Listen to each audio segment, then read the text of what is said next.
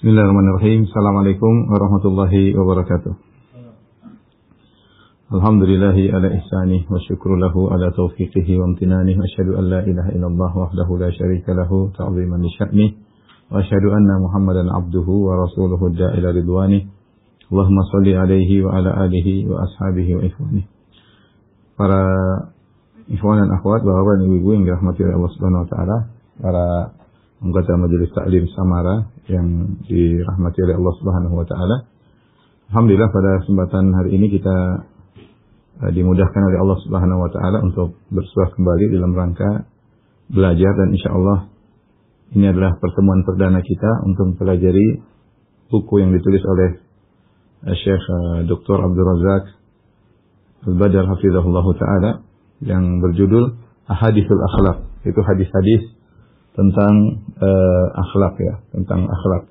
Dan buku ini saya sudah lihat, Masya Allah, mencakup sisi-sisi yang komprehensif tentang akhlak yang seharusnya ya kepada orang-orang di sekitar kita. Makanya akhlak ya, dari kalau lihat dari dasar isinya ya, tentang bagaimana berakhlak kepada kedua orang tua, tentang silaturahmi, bagaimana tentang anak kepada anak-anak, kepada tetangga, kepada anak yatim, bahkan kepada para pekerja ya, kemudian hak persaudaraan ya, kemudian bagaimana tentang mendamaikan dua orang yang bersengketa, tentang keutamaan maafkan, kemudian keutamaan tidak mudah marah ya, tentang akhlak malu ya, tentang menjenguk orang sakit ya, banyak sekali. Kemudian bahkan adab-adab ketika di jalan, bahkan adab terhadap hewan ya, kemudian juga bagaimana adab menuntut ilmu, adab ketika makan ya, tentang buang hajat, bagaimana akhlak seorang pedagang muslim ya, dan yang lain-lain yang ini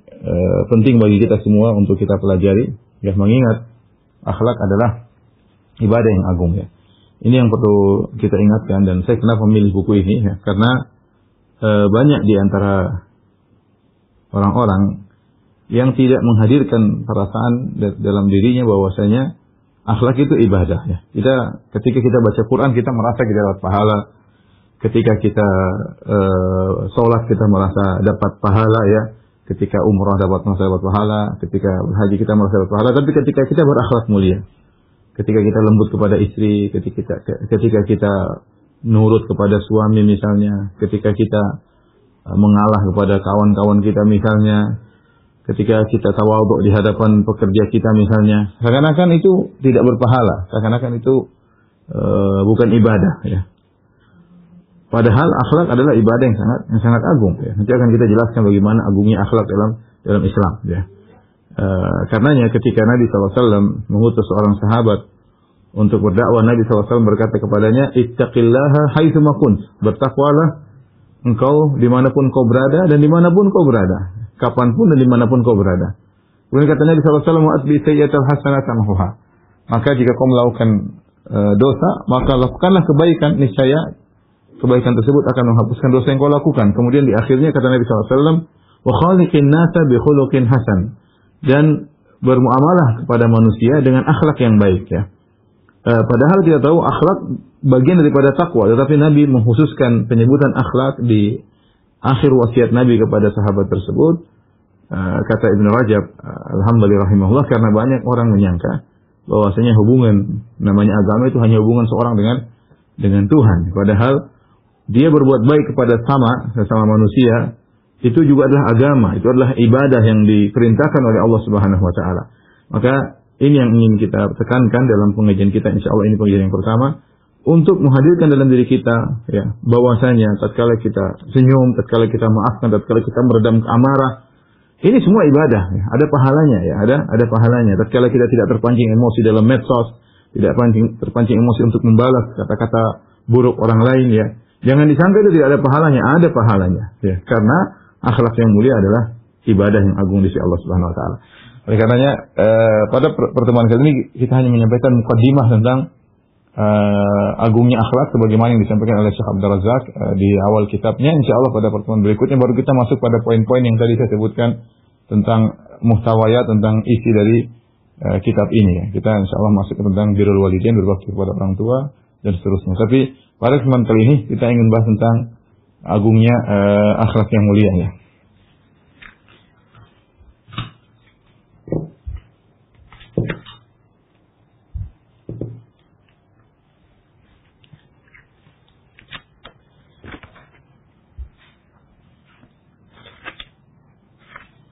Bersama saya akan bahas tentang urgensinya ya,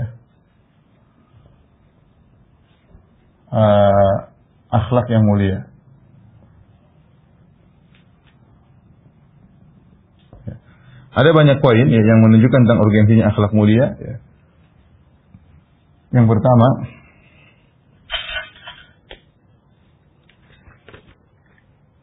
yaitu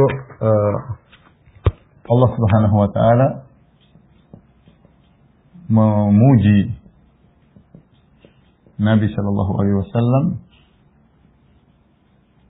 dari sisi akhlaknya, ya. Ya. Dari sisi akhlaknya. Bahkan Allah bersumpah akan hal tersebut.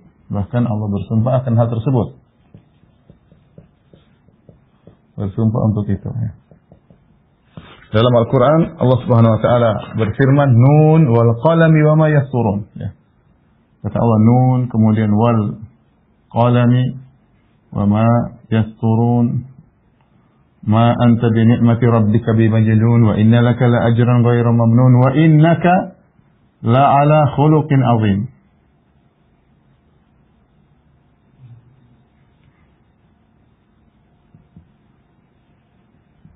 Kata Allah, demi pena dan apa yang mereka tuliskan, sungguhnya engkau ya Muhammad. Ya. Jadi Allah bersumpah demi pena dan dengan demi apa yang mereka tuliskan, ya mereka tuliskan, ma anta bi ni'mati rabbika bi majnun. Sungguhnya engkau tidak gila sebagaimana tuduhan-tuduhan mereka wahai Muhammad. Wa inna laka la ajran ghayra mamnun. Sungguhnya engkau akan dapat pahala yang tiada henti-hentinya ya Allah, ya Muhammad. Kemudian kata Allah, wa innaka la ala khuluqin azim. Sungguhnya engkau berada di atas akhlak yang agung ya. Ini Allah bersumpah sambil memuji. Sungguhnya engkau ya Muhammad berada di atas akhlak yang agung.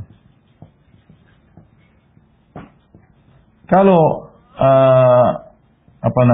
akhlak yang agung bukan perkara yang penting, buat apa Allah bersumpah kemudian memuji akhlak Nabi SAW? Ini menunjukkan bahwasanya akhlak adalah poin yang besar dalam syariat, karena Allah memuji khusus tentang sisi akhlak Rasulullah SAW.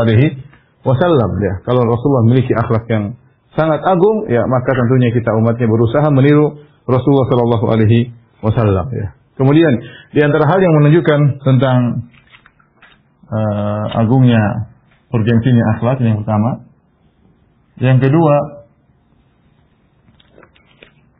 Nabi SAW diutus untuk menyempurnakan akhlak.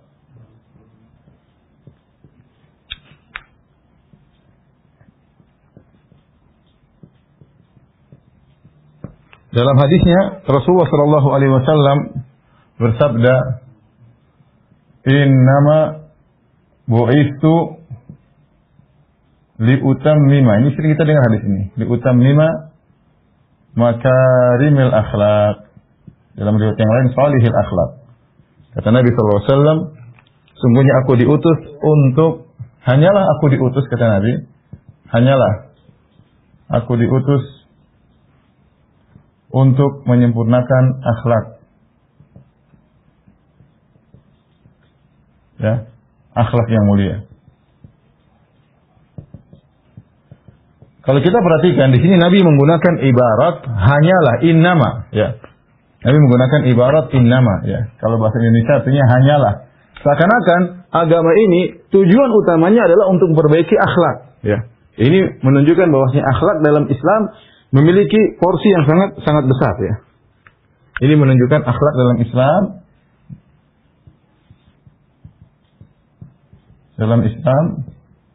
mendapat porsi yang besar, dan ini kenyataan, mendapat porsi yang besar. Ya, makanya kalau kita buka hadis-hadis Nabi SAW, isinya banyak tentang masalah adab kepada orang tua, adab kepada tetangga, kepada istri, adab kepada suami, adab kepada anak-anak, ya, adab kepada non Muslim, ya, akhlak banyak sekali, adab makan, adab minum, adab buang hajat, ya, tentang adab, tentang akhlak banyak sekali hadis-hadis Nabi SAW. Kenapa Rasulullah SAW mengatakan untuk menyempurnakan akhlak yang mulia? Untuk menunjukkan bahwasanya orang-orang jahiliyah dahulu mereka juga punya akhlak yang mulia. Ya, jadi sebelum Nabi diutus diangkat menjadi seorang Rasul, Memang orang-orang jahiliyah mereka memiliki beberapa akhlak yang mulia seperti jujur, setia kawan, kemudian mudah membantu orang lain, keberanian. Ini dimiliki oleh orang Arab jahiliyah. Dan itu tidak diingkari oleh Islam. Justru Nabi SAW diutus oleh Allah untuk menyempurnakan akhlak-akhlak tersebut yang telah dimiliki oleh orang Arab jahiliyah seperti jujur, kemudian keberanian, kemudian sakha yaitu dermawan, ya, kemudian setia kawan. Ini dijaga oleh Islam, bahkan dikembangkan oleh Islam. Tapi saya sampaikan bahwasanya akhlak dalam Islam mendapatkan porsi yang besar, ya. Kemudian di antara hal yang menunjukkan urgensinya akhlak, ya,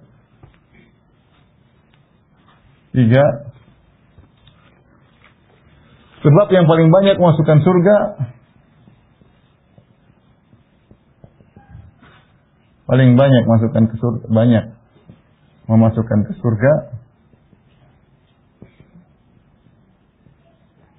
Di antaranya adalah akhlak. Adalah akhlak yang mulia. Ya, dalam suatu hadis dari Abu Hurairah radhiyallahu taala anhu, ya, su'ila Rasulullah sallallahu alaihi wasallam an aktsari ma yudkhilun nas al-jannah, ya. Su'ila Nabi sallallahu alaihi wasallam an aktsar ma yudkhilun nas al-jannah. Jadi Nabi SAW ditanya,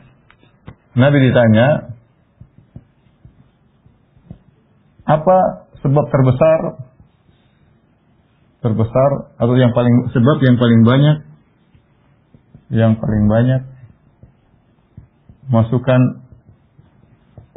orang ke surga. Apa jawaban Nabi sallallahu alaihi wasallam? Rasulullah SAW mengatakan, taqwallah wa husnul khuluq. Qala sallallahu alaihi wasallam, taqwallah wa husnul khuluq.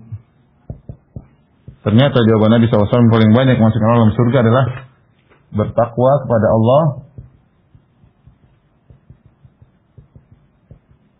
Allah dan akhlak yang mulia. Subhanallah, ternyata akhlak mulia ini banyak membuat orang mudah masuk dalam surga. Maka kalau kita tahu di antara sebab paling banyak masuk dalam surga adalah akhlak yang mulia, maka harusnya kita konsentrasi. Bahkan kata para ulama, husnul khuluq ini adalah bagian daripada takwa. Saya ulangi, husnul khuluq, akhlak mulia, dia termasuk daripada ketakwaan. Hanya saja disebutkan secara khusus karena dia memiliki porsi yang besar dalam Islam, sehingga disebutkan secara khusus. Saya sering sampaikan seperti firman Allah, innal ladzina amanu wa amilus shalihat. Semuanya orang beriman dan beramal saleh.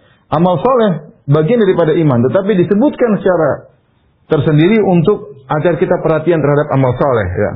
Agar kita perhatian terhadap amal saleh. Seperti Allah menyebutkan malaikat Jibril setelah para malaikat. Kata Allah misalnya dalam surat Al-Qadar, tanazzalul malaikatu warruhu. Turunlah para malaikat dan Jibril. Jibril bagian daripada malaikat, tetapi Allah menyebutkan secara khusus agar kita tahu bahwa Jibril memiliki kedudukan yang tinggi dalam Islam. Turunlah malaikat dan Jibril. Padahal Jibril bagian dari malaikat. Sama. Taqwa Allah husnul khuluq. Yang paling mudah masuk ke dalam surga adalah takwa dan akhlak yang mulia. Akhlak mulia bagian daripada takwa, tapi disebutkan secara khusus karena itu perkara yang urgen, ya. Kemudian di antara hal yang menunjukkan urgensinya takwa, ya. Nabi sallallahu alaihi wasallam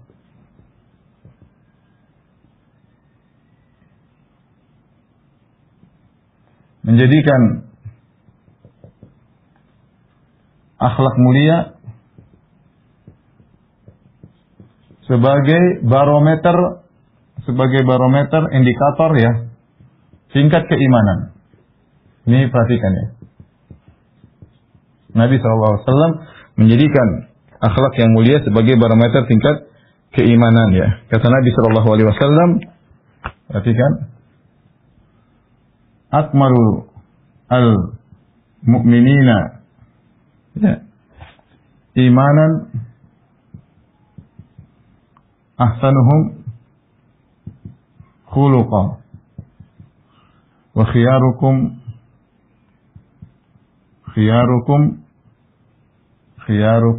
li ahlihi li nisaihim.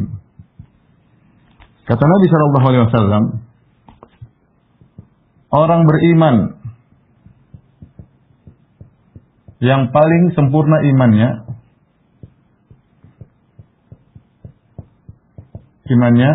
adalah yang paling bagus akhlaknya.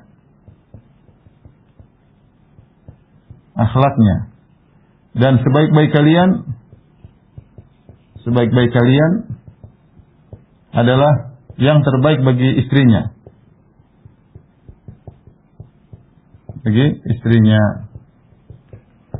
Dalam riwayat yang lain kata Nabi sallallahu alaihi wasallam,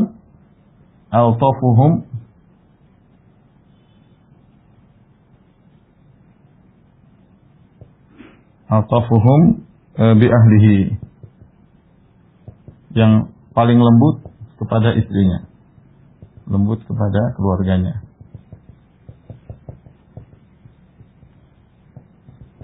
Lihat di sini sangat jelas sekali. Nabi SAW mengatakan orang beriman yang paling sempurna imannya, siapa? Adalah yang paling bagus akhlaknya. Kenapa bisa demikian? Karena akhlak yang mulia adalah praktek nyata daripada keimanan. Ya, hal ini kenapa? Karena akhlak mulia adalah praktek, ya, dan bukti nyata dari keimanan.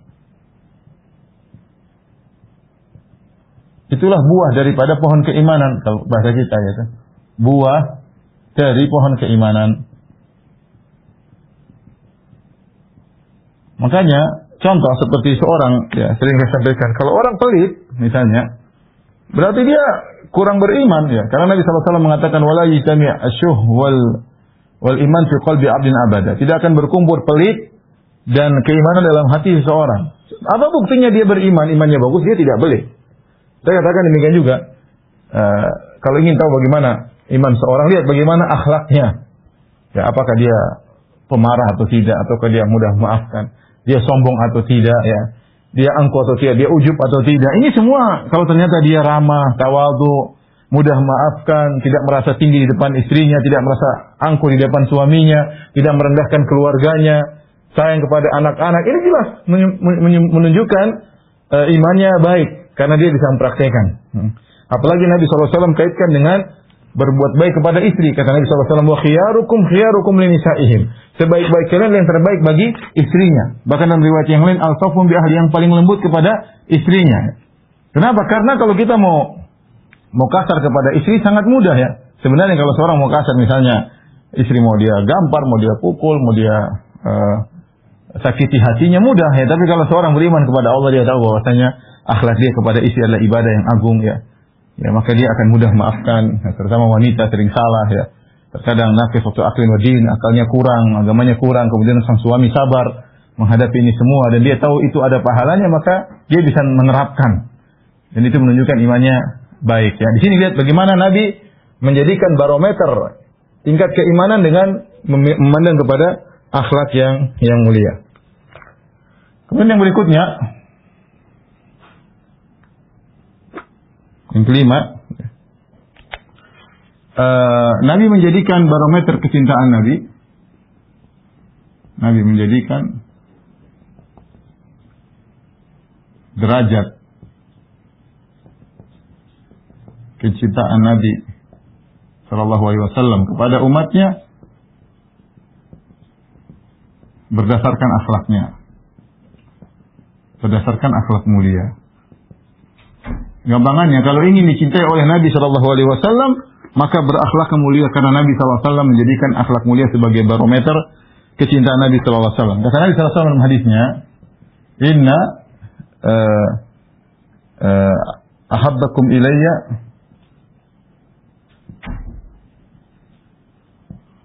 ahasinukum akhlaqa. Ahasinakum akhlaqa. Al-muwaffi'una aslafan.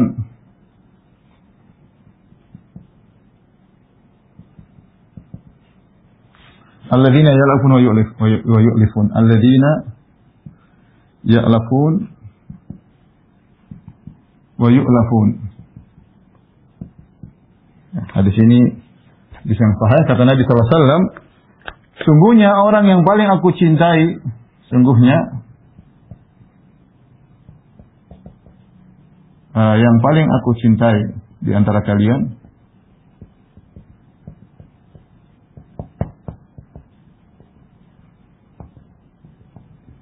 yang paling bagus akhlaknya.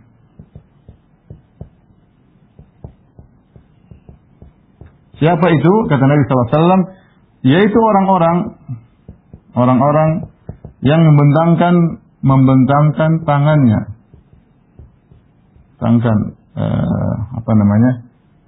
bahunya atau tangannya,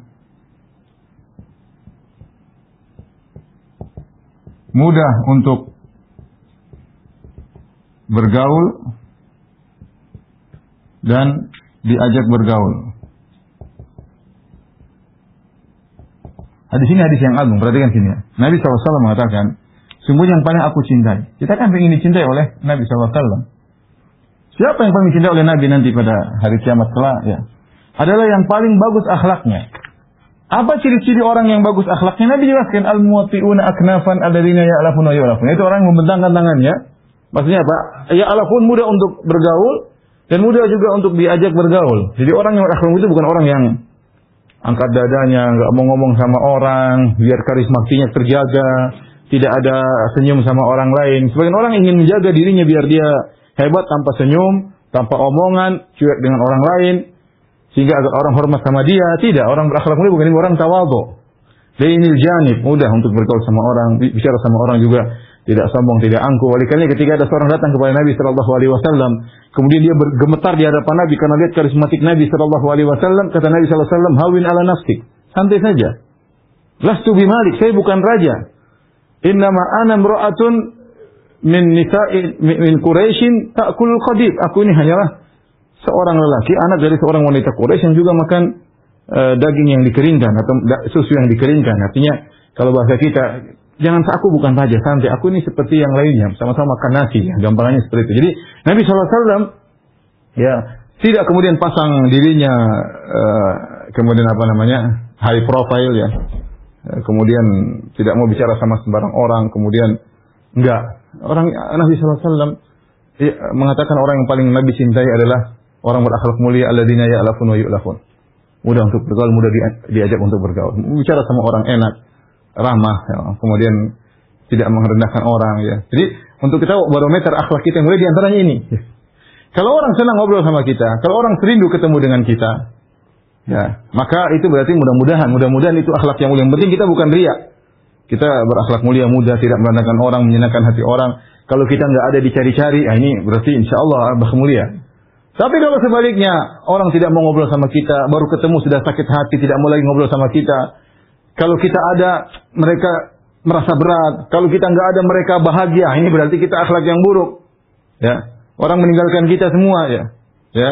Makanya Nabi SAW dalam hadis mengatakan, orang yang paling buruk, ya, syarrun nasi manzilatan indallahi yaumil qiyamah man wada'ahu an-nas ittiqa'u fusyih. Orang yang paling buruk kedudukannya di sisi Allah pada hari kiamat kelak, yaitu yang ditinggalkan oleh orang-orang karena takut buruk perkataannya, takut komentarnya yang buruk dalam grup misalnya, ya.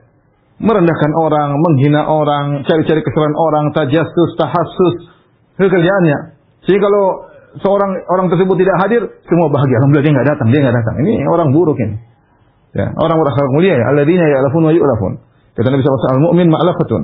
Seorang mukmin itu mudah untuk bergaul, mudah untuk diajak bergaul, ya. Artinya kalau ketemu orang senang, orang mudah. Itu namanya mukmin, bukan sombong dan angkuh, ya. Pasang high profile sehingga tidak ada orang boleh bergaul dengan dia, ya, misalnya. Saya yang keenam,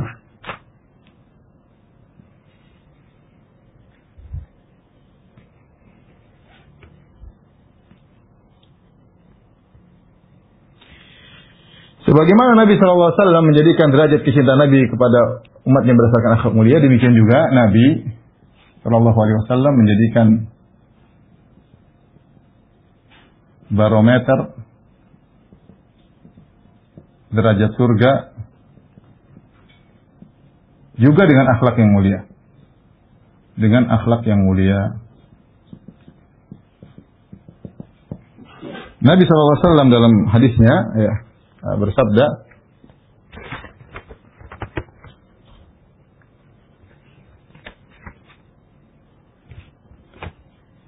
Nabi SAW, Inna min ahabbikum ilayya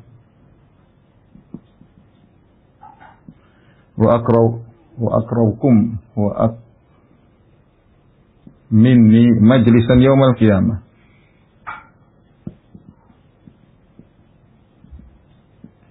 Qiyamah hasinukum akhlaqa.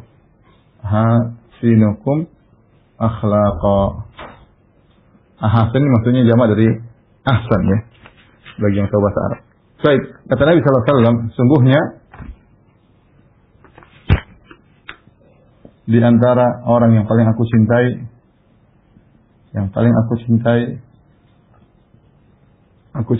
kemudian apa? Yang paling dekat majelisnya denganku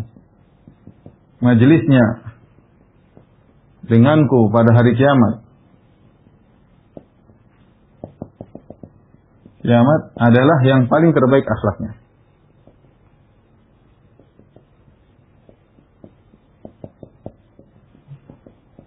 Perhatikan ini ya. Jadi kata Nabi Shallallahu Alaihi Wasallam ya, sungguhnya orang yang paling aku cintai, sudah kita jelaskan bahwasanya derajat barometer cinta Nabi kepada seorang dengan akhlak yang mulia. Demikian juga yang paling dekat majelisnya denganku pada hari kiamat. Maksudnya apa? Surganya paling tinggi. Semakin dekat dengan Nabi SAW, maka derajat surganya semakin tinggi. Semakin berakhlak mulia, maka derajat surganya semakin tinggi di sisi Allah Subhanahu wa Ta'ala. Baik. Kemudian selanjutnya, masih ada tempat enggak? Masih ya. Di antara hal yang menunjukkan urgensinya akhlak yang mulia, yaitu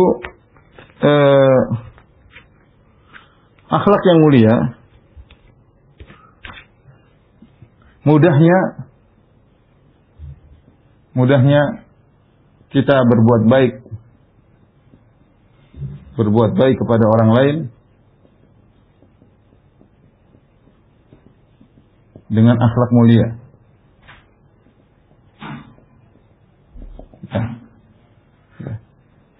Dalam hadis kata Nabi SAW, Innakum lan tasa'un nasa bi amwalikum. Walakin yasa'ahum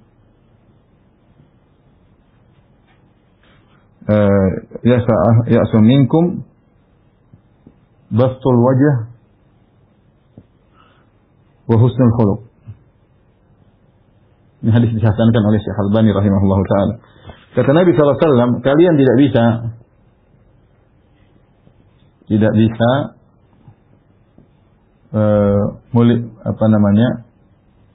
meliputi atau memberikan harta kalian kepada banyak manusia, banyak orang. Akan tetapi ya, bisa kalian liputi, bisa kalian memberi banyak orang dengan senyuman dan akhlak yang mulia.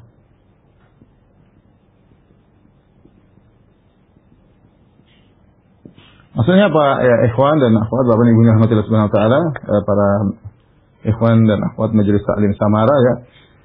Maksudnya apa?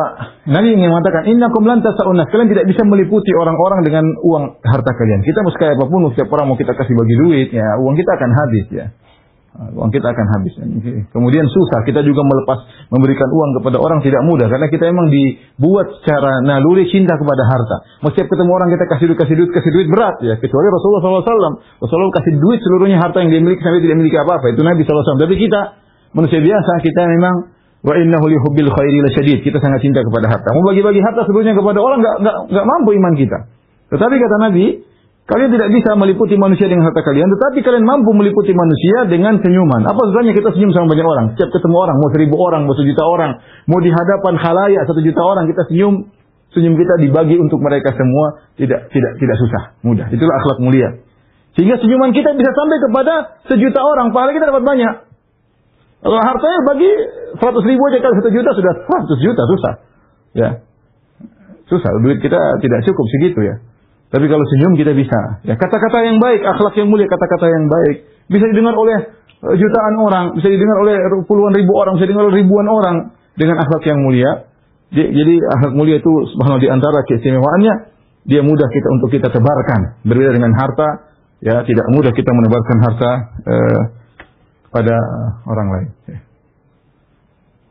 Baik. Yang terakhir ya. Untuk urgensinya di sini pun ada space yang banyak. 6, 7, 8 ya. Di antara bukti urgensinya akhlak yaitu Nabi sallallahu alaihi wasallam berdoa untuk diberi akhlak yang mulia.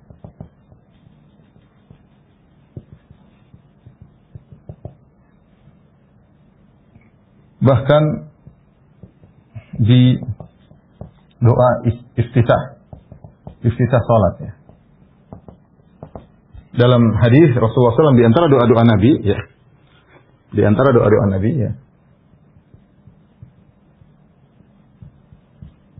Kita juga berusaha jadi antum kalau bisa menghafal doa ini.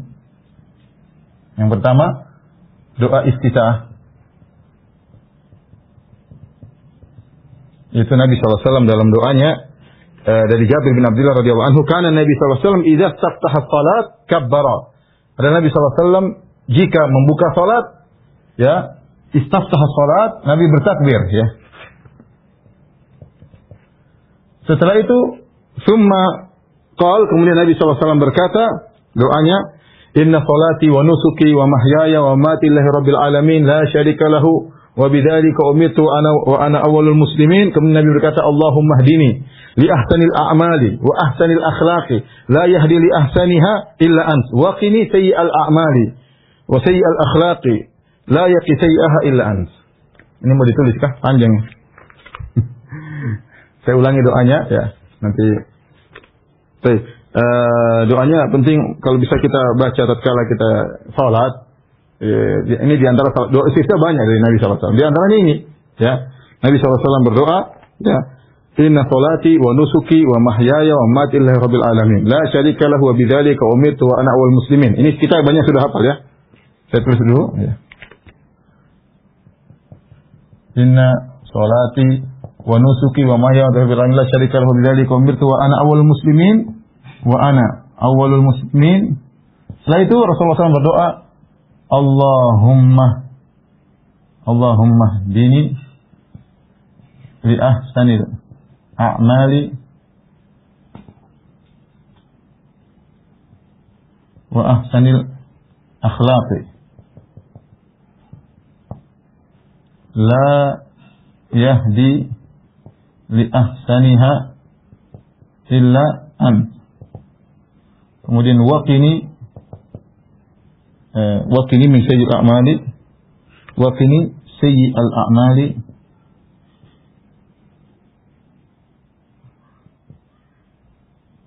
wa sayyi'al akhlaqi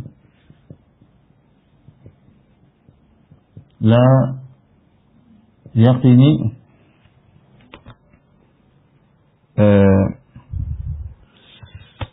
la yaqi sayyi'aha la yaqi sayyi'aha illa ant. Baik, insyaallah nanti mulai dihafalkan sedikit-sedikit. Ini doa istiftah. Jadi Nabi baca di awal salat menunjukkan perhatian Nabi terhadap akhlak ya. Yang artinya Allahumma hdini, ya Allah berilah petunjuk kepadaku ya. Allahumma hdini li ahsani al-a'mali, kepada amal yang terbaik, wa ahsanil akhlaqi, kepada akhlak yang terbaik. La yahdi li ahsaniha, tidak ada yang bisa beri petunjuk kepada yang terbaik, amal terbaik, akhlak terbaik kecuali Engkau. Wa qini sayyi'al a'mali, lindungilah aku dari amal yang terburuk, wa sayyi'al akhlaqi, dan akhlak yang buruk, tidak ada yang bisa mencegahnya. La yaqi sayyi'aha illa anta. Tidak ada yang bisa menghalangi dari akhlak yang buruk kecuali engkau. Kemudian doa yang lain ya. Doa yang kedua, ini yang mudah lah, yang mudah, paling mudah ya. Allahumma ahsanta khalqi fa ahsin khuluqi. Ya, ini yang kita sudah hafal. Allahumma ahsanta khalqi fa ahsin khuluqi. Banyak orang menyangka doa ini, ya Allah, sebagaimana engkau telah memperindah penciptaanmu, yaitu tubuhku, badanku, ya, parasku, fa ahsin khuluqi, maka indahkanlah akhlakku.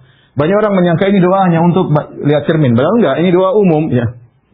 Doa umum, bukan cuma terkadang orang bercermin kemudian baca Allahumma ahsanta khalqi fa ahsin khuluqi. Kapan saja kita boleh berdoa dengan doa tersebut. Kemudian doa yang ketiga ya. Ya. Allahumma inni a'udzubika min munkaratil akhlaq, munkaratil a'mal, munkaratil akhlaq wal a'mal wal a'mal wal ahwa wal adwa. Ini di antara doa Nabi sallallahu alaihi wasallam, ya Allah, a'udzubika min munkaratil akhlaqi wal a'mali wal ahwa'i wal adwa. Ya Allah, aku berlindung kepada Engkau dari kemungkaran-kemungkaran akhlak, dari kemungkaran-kemungkaran amal, dari kemungkaran hawa nafsu dan kemungkaran-kemungkaran penyakit. Ini di antara doa-doa Nabi sallallahu alaihi wasallam yang menunjukkan tentang urgensinya akhlak yang mulia. Kalau sudah, kita lanjutkan lagi.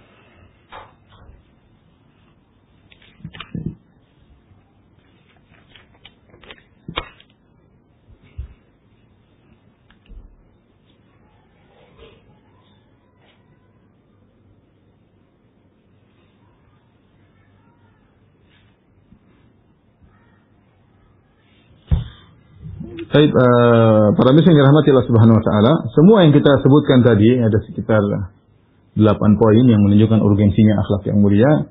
Ini saya sengaja memaparkan satu demi satu agar benar-benar menanamkan dalam diri kita bahwasanya akhlak mulia itu ibadah. Jadi saya sering kali kita ini baru merasa dapat pahala kalau kita sedekah, kalau kita baca Quran, kita merasa dapat pahala. Kita bangun salat malam melawan rasa kantuk, kita merasa dapat pahala. Tapi terkadang perasaan tersebut hilang tatkala kita misalnya ngalah sama kawan. Ya. Kita nggak mau ribut, sudah ngalah. Padahal itu akhlak yang mulia. Kemudian kita lembut sama istri, seakan-akan ini bukan akhlak yang mulia. Padahal itu akhlak dan itu pahalanya besar. Seorang istri yang kemudian mengerti dengan kondisi suaminya. Seorang istri yang tadinya dia mau marah sama suaminya, kemudian dia mau angkat suaranya, dia rendahkan. Maka hadirkanlah dalam diri kita, dalam diri antum, dalam diri antuna, ya, baik suami maupun istri. Ketika kita berbuat baik kepada pasangan kita, itu ada pahalanya. Argo pahala berjalan. Argo pahala berjalan. Jangan kita menyangka pahala cuma kalau baca Quran, ya.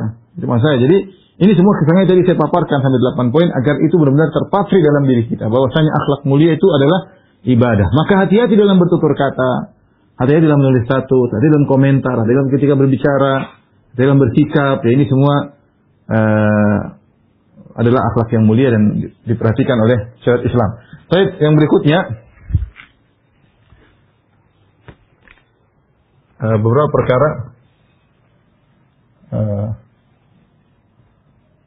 beberapa perkara berkaitan dengan akhlak.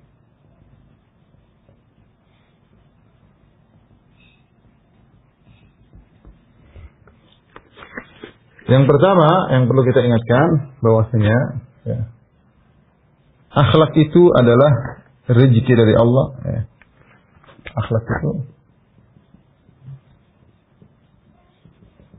mulia, itu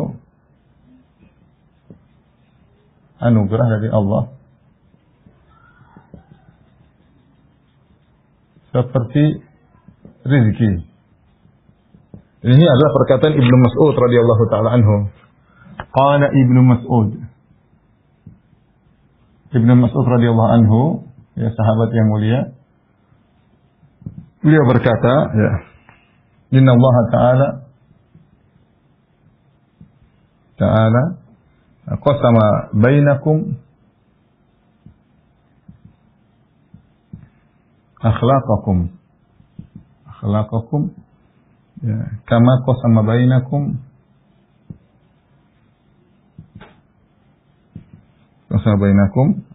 arzaqakum. Ya. Jadi kata Ibnu Mas'ud, ya, sesungguhnya Allah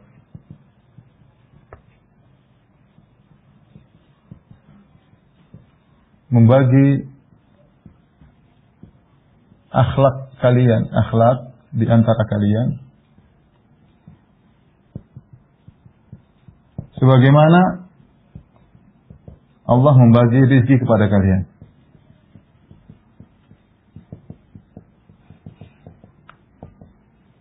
Jadi analogi Ibnu Mas'ud radhiyallahu anhu, akhlak itu seperti rezeki. Makanya kita sekarang lihat misalnya ada orang kaya, ada orang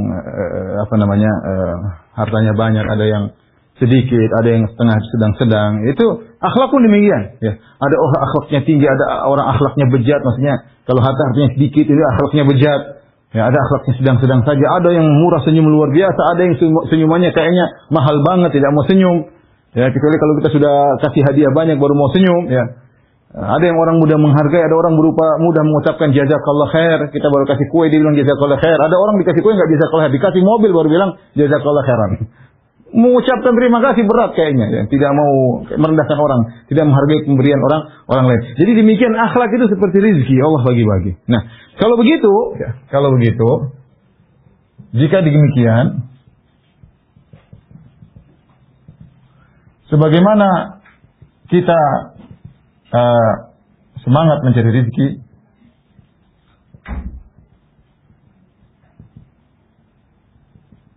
bersandar kepada Allah dalam mencari rezeki,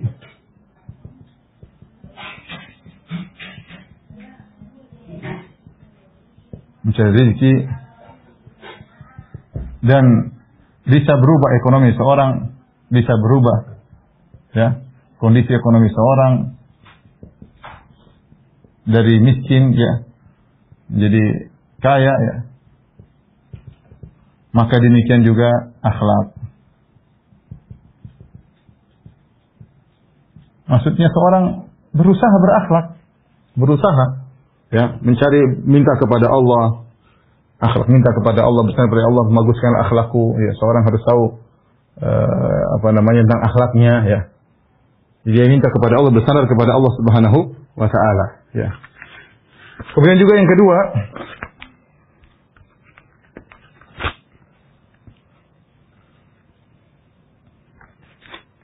akhlak ada dua.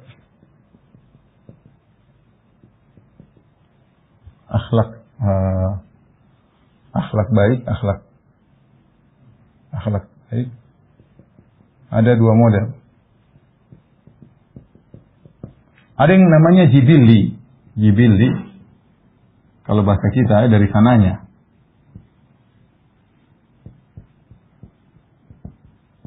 Ada namanya muktasab. Kalau bahasa kita diusahakan, diusahakan dengan perjuangan. Rasulullah SAW pernah berkata kepada Asy-Syaikh Abdul Qais, Rasulullah SAW, "Inna fika la khaslatain ahabbahumullah." Wahai Asy-Syaikh Abdul Qais, pada dirimu ada dua akhlak yang Allah cintai, yaitu al-hilm wal anat, yaitu tidak terburu-buru, tidak tergesa-gesa dan mudah memaafkan, ya.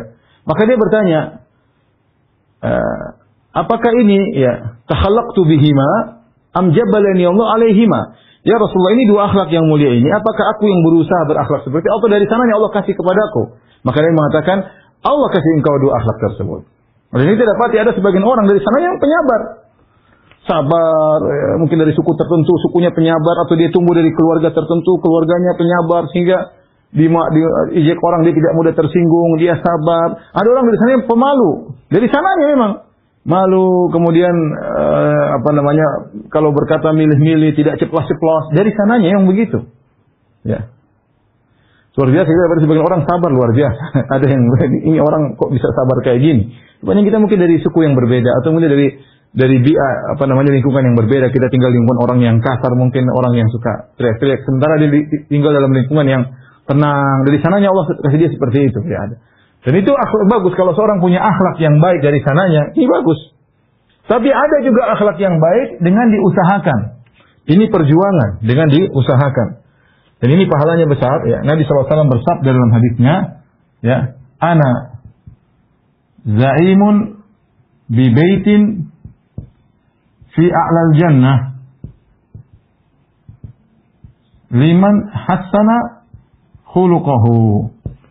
Kata Nabi SAW dalam riwayat seperti itu, ya. Aku menjamin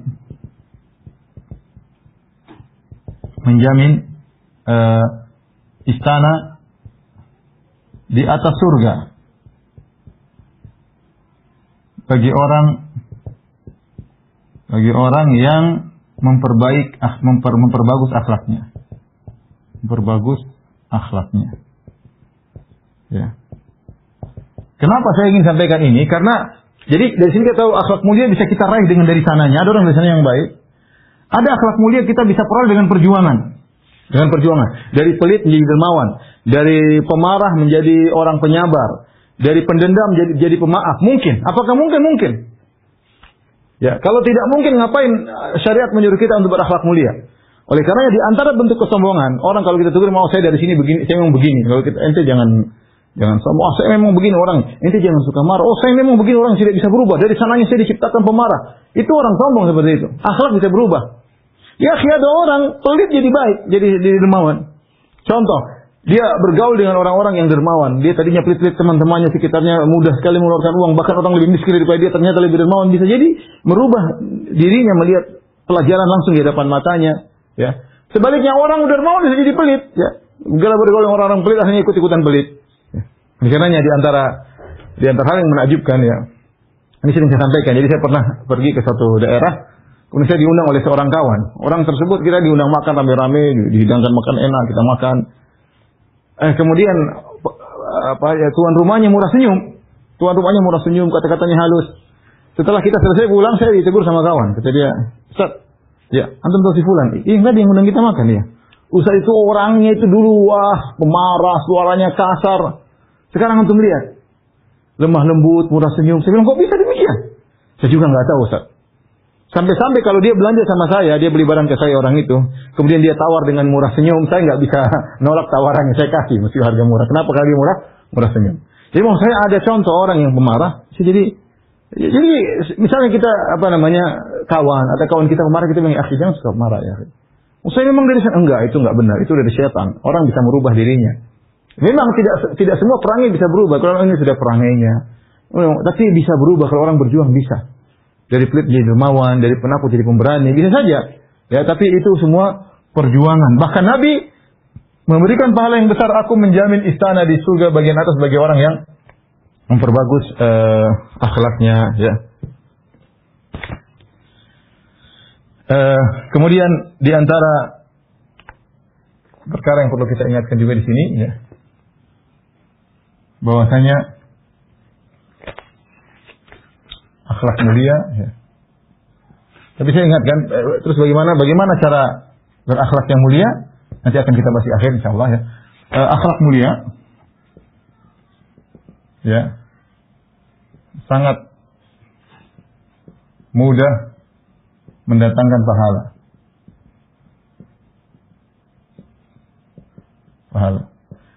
Karena banyak waktu kita digunakan untuk bermuamalah.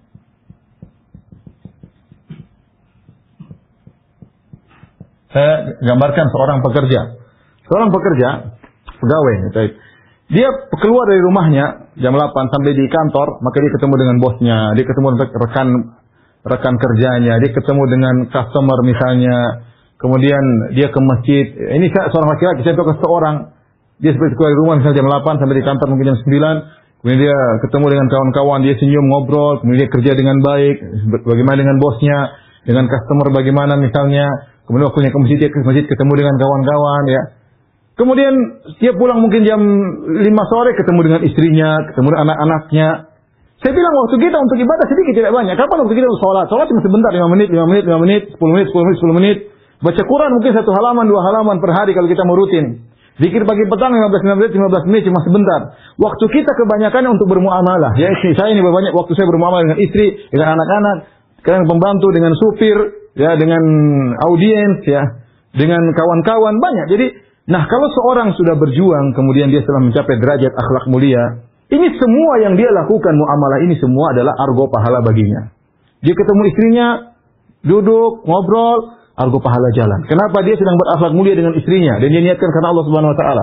Dia ketemu anaknya, satu anaknya menangis, ingin dipeluk oleh dia peluk, dia elus-elus kepala anaknya, dia kasih nasihat. Akhlak mulia, argo pahala jalan terus. Jangan Anda sangka pahala cuma baca Quran. Jangan Anda sangka pahala cuma ya sedekah, ya cuma salat malam. Tidak, Anda ramah sama istri, ramah sama suami.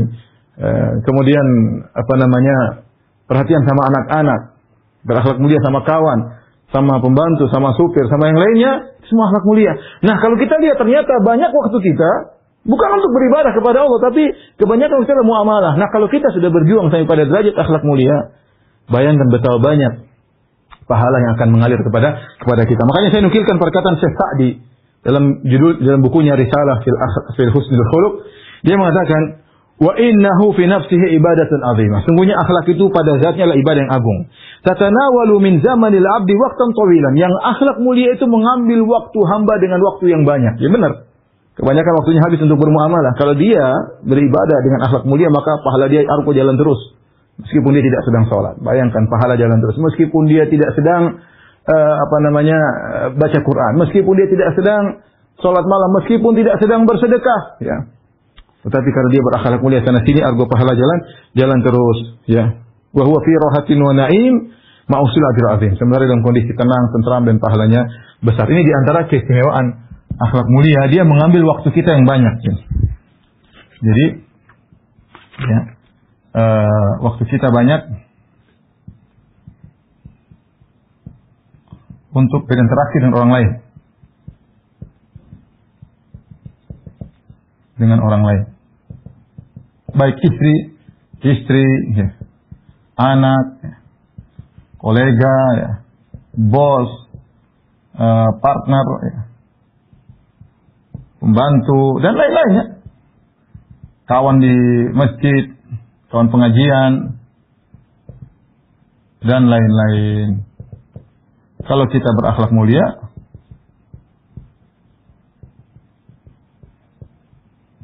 maka argo pahala jalan terus. Argo pahala jalan terus.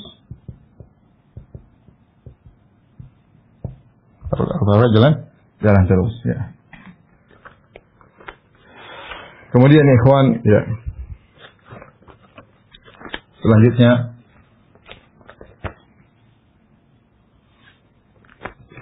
orang berakhlak mulia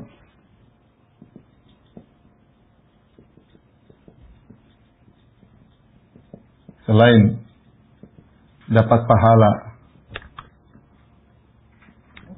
di surga, dia juga diberi kebahagiaan di dunia.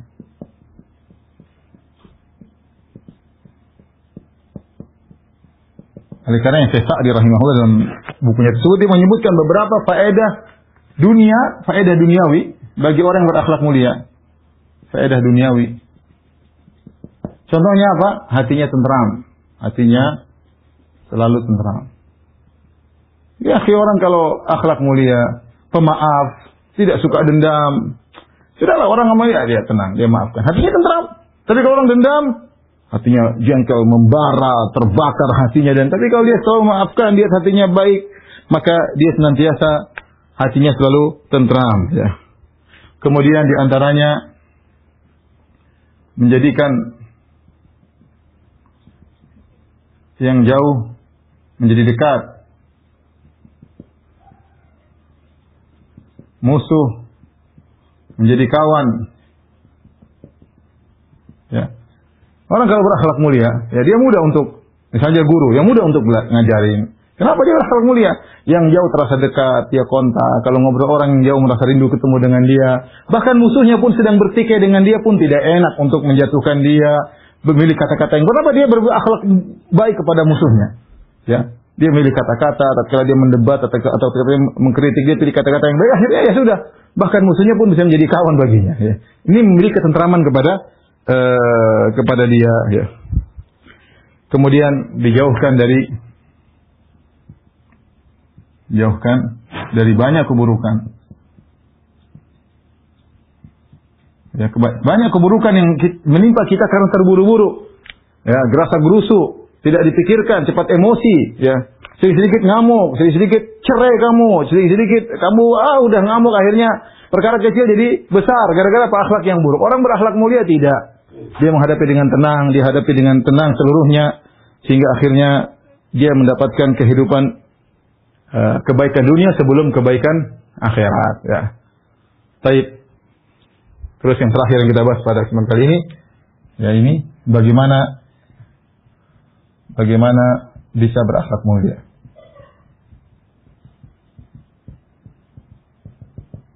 Syekh Abdul Razak hafizahullah taala dalam kitabnya di penutup dari muqaddimah ini semua dia mengatakan ada beberapa poin. Yang pertama adalah berjuang untuk memperbaiki niat.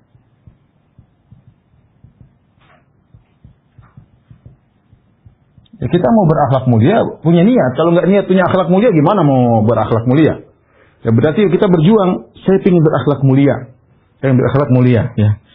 Ya, kemudian belajar tentang akhlak mulia. Ini yang sedang kita lakukan. Akhlak mulia. Sekaligus belajar tentang akhlak buruk. Untuk kita hindari.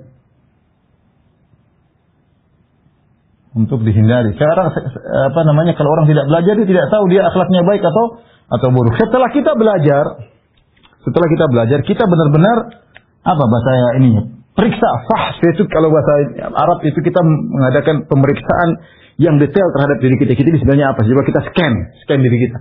Scan diri kita, ya. Scan diri kita. Kita ini coba pelit nggak? Iya pelit. Suka marah nggak? Coba bikin daftar akhlak buruk saya apa? Begini. Periksa. Oh, saya suka merendahkan orang. Saya suka suudzon. Saya suka merendahkan istri.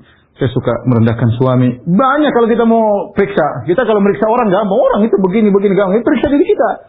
Sekali-sekali scan diri kita. Kalau Anda nggak mampu scan, suruh istri scan diri Anda. Sayang, tolong scan diri akhlak saya. Oh, suamiku baru keluar lagi. Saya kan Anda tuh begini, Anda tuh begini suamiku. Oh, keluar semua. Scannya teliti. Kita kadang kalau scan diri kita nggak ada scan orang lain. Masya Allah, terbiasa. Jadi kita belajar tentang akhlak yang mulia. Ya. Setelah itu kata Syekh Abdul Razak hafizahullah taala, berusaha, bermujahadah, bersungguh-sungguh mempraktekkan. Berusaha mempraktekkan.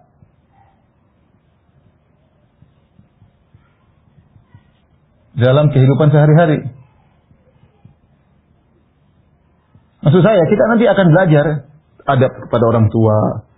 Ya, kita berusaha praktekkan adab terhadap tetangga, terhadap kawan, berbicara terhadap istri, adab majelis.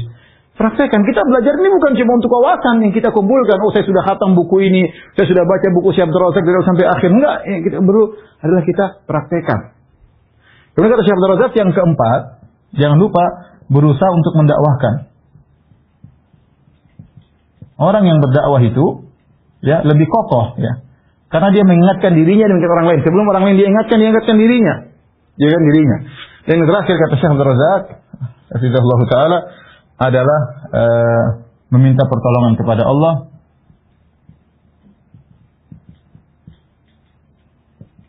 Allah dalam melakukan poin-poin tersebut. Di antaranya dengan berdoa-doa tadi yang sudah kita jelaskan. Inilah para pemirsa, para ikhwan dan akhwat Majelis Ta'lim Samarah yang dia sampaikan pada kesempatan kali ini. Selanjutnya kalau ada yang bertanya saya persilahkan. Insyaallah pertemuan berikut kita sudah mulai dalam tentang birrul walidain, tentang akhlak berbakti kepada orang tua, dan itu juga butuh pembahasan yang panjang ya. Kalau ada yang bertanya saya persilahkan. Wallahu taala a'lam bishawab.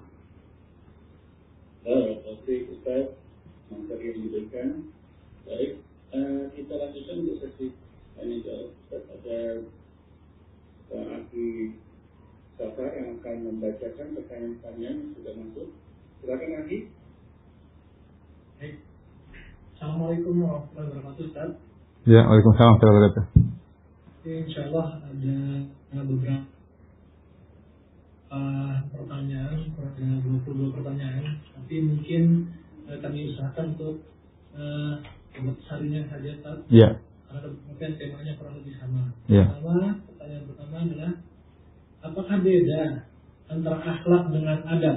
Itu dulu, Pak.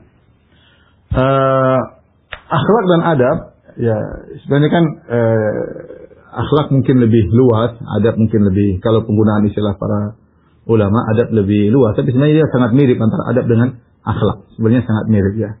Tetapi biasanya orang mengatakan adab bermajelis, adab makan, adab minum, tapi sebenarnya semua termasuk daripada akhlak. Ini sekedar istilah saja. Salah satu dari penerapan akhlak adalah adab. Salah satu penerapan akhlak adalah adab. Kalau kita bicara akhlak kadang lebih luas, tapi seperti akhlak kepada diri sendiri, akhlak terhadap Allah. Tapi sebenarnya itu juga sering diungkapkan dengan kata adab ya.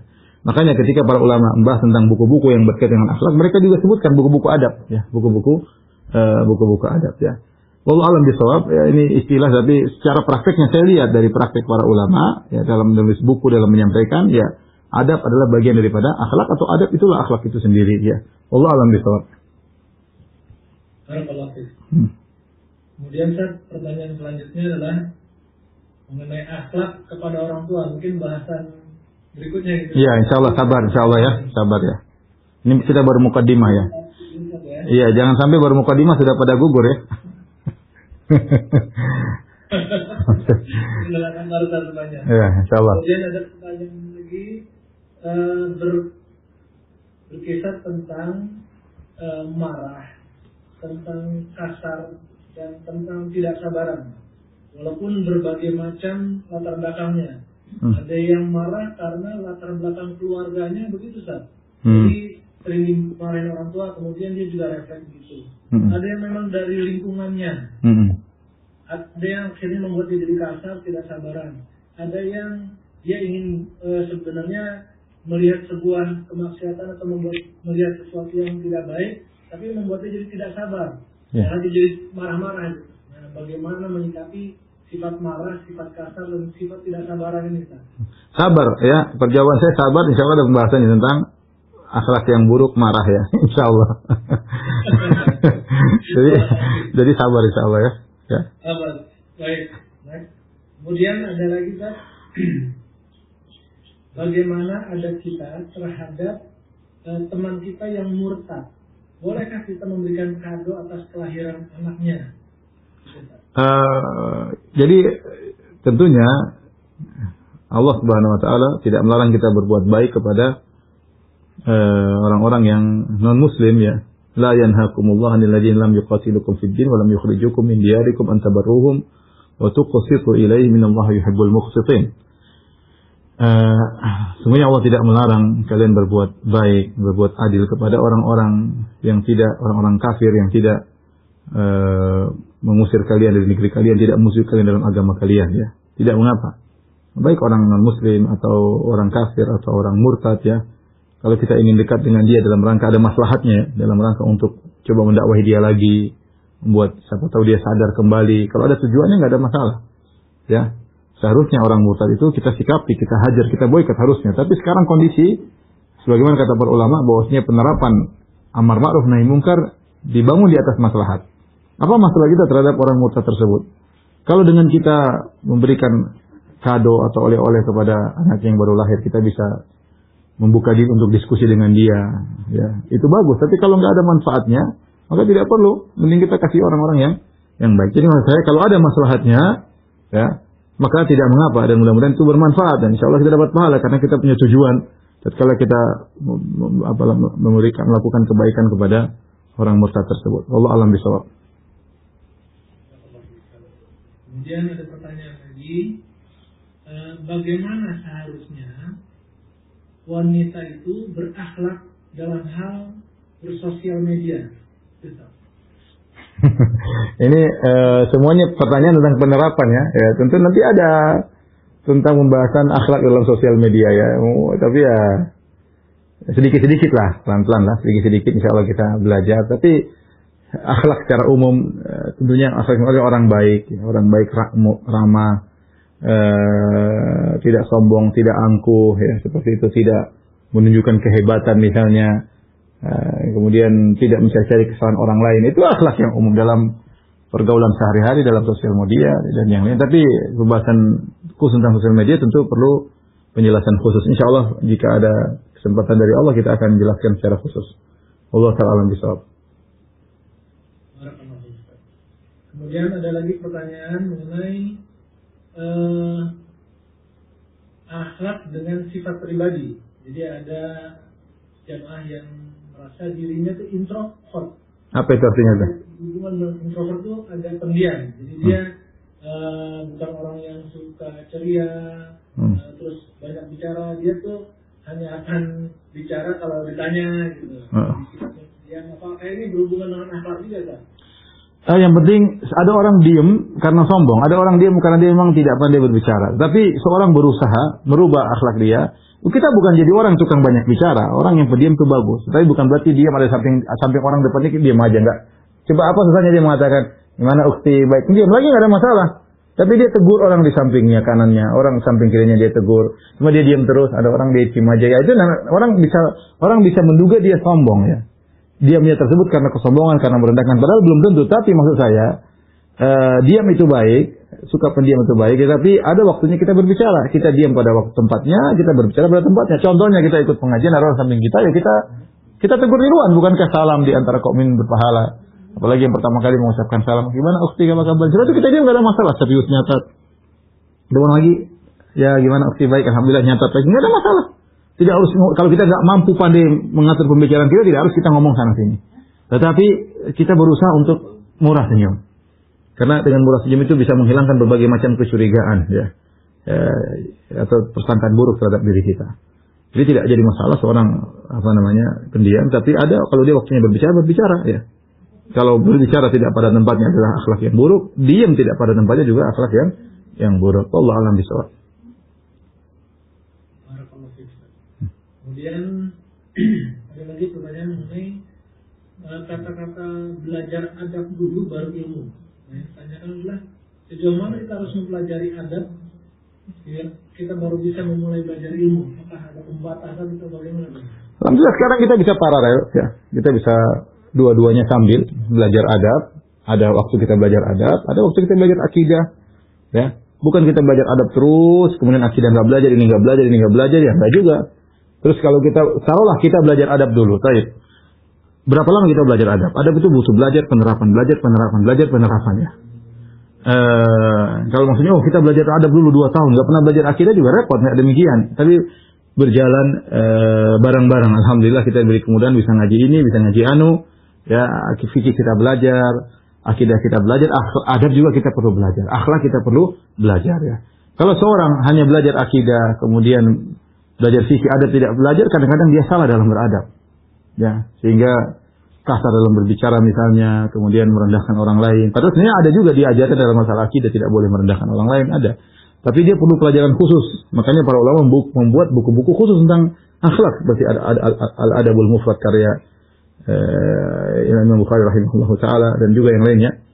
Jadi sebaliknya kalau dia cuma belajar adab, tidak belajar akidah dan yang lainnya, kadang-kadang dia keliru juga ya, dia menyangka semuanya benar, dia menyangka semuanya tidak ada yang salah, kemudian akhirnya dia husnuzon tidak pada tempatnya dan sebaliknya. Jadi dua-duanya dipelajari ya, adab kita pelajari, akidah kita pelajari, fikih juga kita pelajari, masing-masing ada porsinya. Wallahu a'lam bishawab. Kemudian ada pertanyaan tapi agak keluar sedikit dari pembahasan, apakah berkenan Pak? Enggak menyimpang. Tentang sholat Pak. Nah apa coba pertanyaannya apa? Jadi ini pertanyaan, dia baru beberapa hari yang lalu mengetahui bahwasanya menurut mazhab Hambali dan mayoritas ulama salafus dahulu mengatakan kalau orang tidak sholat secara sengaja, meskipun meyakini kewajibannya, hukumnya kafir. Sebelum mengetahui hal tersebut, saya mengira bahwa konsekuensinya hanya sebatas dosa besar.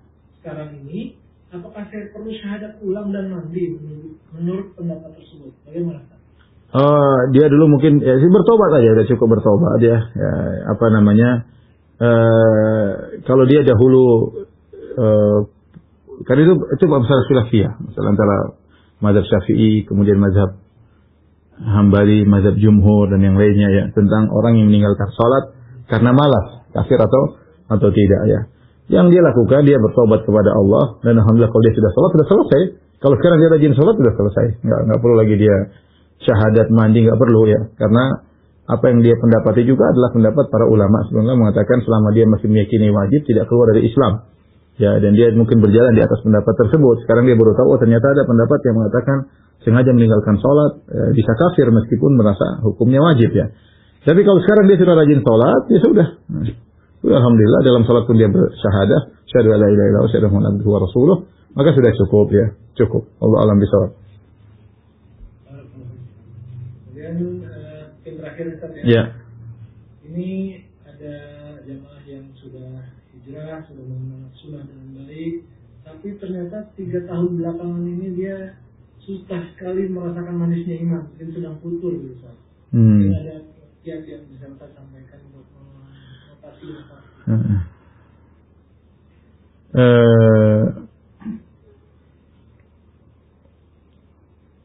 Memang kalau manisnya iman perlu perjuangan ya, berjuang untuk bangun malam misalnya ya, menahan rasa kantuk, kita bangun pasang alarm kemudian kita bangun, itu Allah akan berikan kita manisnya iman ya, karena kita ada perjuangan. Allah menilai perjuangan kita ya. Allah, saya ingin dapat manisnya iman, bangun sebelum subuh 1 jam atau setengah jam, kemudian kita sholat berdoa kepada Allah, minta agar diberikan manisnya iman dalam hati kita ya. Itu perlu perjuangan. Di antara manisnya iman kita bisa peroleh dengan kita berjuang, dengan kita cinta dengan harta, tapi kita ingin melakukan sesuatu karena Allah Subhanahu Wa Taala. Kita bersedekah, atau misalnya sekarang lagi musim sebentar lagi musim korban, kita punya uang, atau saya beli HP itu korban. HP nggak begitu perlu, ya korban aja lah. Duit saya berikan korban. Ada perjuangan ya. Kapan kita memiliki perjuangan? Namun karena Allah Subhanahu Wa Taala, insya Allah berikan berikan kita manisnya iman ya. Karena benar, seorang terkadang merasakan manisnya iman dalam salatnya, terkadang manisnya iman tersebut dicabut oleh Allah Subhanahu Wa Taala. Ada yang salah dalam diri kita. Harus kita perbaiki. Tapi di antaranya dengan tadi minta kepada Allah dengan kita ada pengorbanan yang kita lakukan di jalan Allah Subhanahu Wa Taala. Baik, ini tadi pertanyaan terakhir ya. Kalau boleh satu lagi Ustaz? Boleh terakhir yang kedua. Baik. Jadi terakhir nih, menurut terakhir. Gini kan, apakah bisa seandainya kita tingkatkan kualitas ibadah mahdoh kita, bisa secara otomatis meningkatkan kualitas akhlak kita? Sebenarnya iman kaitannya dengan akhlak, tetapi itu butuh kita kan ilmu, seperti kita kan belajar. Ilmu belum tentu kita terapkan. Ada contoh suatu golongan yang mereka punya ilmu yang tidak menerapkan, Yahudi. Dia punya ilmu, dia tahu tentang keimanan, tapi dia tidak terapkan. Ya, ini masalah. Makanya ketika seorang belajar, niatnya apa? Niat untuk menerapkan atau sekedar hanya untuk mencari wawasan. Ya. Kemudian kalau sudah dapat dia terapkan satu persatu, enggak. Karena itu butuh latihan. Maka mungkin terjadi seorang, dia mungkin rajin beribadah, sholat, tapi akhlaknya tidak baik. Ya. Bisa jadi, ini dan ini terjadi. Ada orang, Masya Allah, ya, kalau masalah sholat sah pertama, ya. Kemudian kalau pengajian rajin, ya, kalau nulis tentang sunnah juga Masya Allah. Tapi waktu bayar utang nggak pernah bayar utang. Ya. Nggak ada akhlaknya, utang dikejar-kejar, kayaknya nggak merasa bersalah ya. Ada orang seperti begitu. Berarti memang dia nggak belajar, mungkin dia tidak tahu tentang bahaya misalnya berhutang. Bahwa itu adalah adab yang sangat penting, mendolimi orang itu bahaya ya. Jadi dia mungkin hanya belajar sebagian ya. Padahal sebenarnya mengatakan matalul ghani zulmun, orang yang menunda-nunda bayar utang padahal dia punya uang, dia berbuat zalim. Semakin dia menunda-nunda, argo zalimnya jalan terus ya. Kalau dia nggak belajar, mungkin dia nggak tahu ya. Mungkin dia nggak tahu. Tapi memang seharusnya kalau orang beriman dan belajar tentang adab-adab ya, seharusnya ada konsekuensinya bareng-bareng itu. Semakin dia beriman, harusnya akhlaknya semakin baik. Tapi tadi ini butuh belajar. Ini butuh belajar dan butuh penerapan. Tadi yang disampaikan oleh Syekh Abdul Razak, hafizahullah ta'ala, niatnya harus benar. Kemudian kedua belajar, kemudian belajar mempraktekkan. Dan semua itu minta pertolongan kepada Allah. Demikian saja kajian kita pada kesempatan kali ini pada para anggota Majelis Ta'lim Samara yang dirahmati Allah Subhanahu wa taala. Mudah-mudahan kita bertemu lagi di kesempatan yang berikutnya tentang birrul walidain ya. Kurang lebihnya saya mohon maaf. Wabillahi taufiq wal hidayah. Assalamualaikum warahmatullahi wabarakatuh.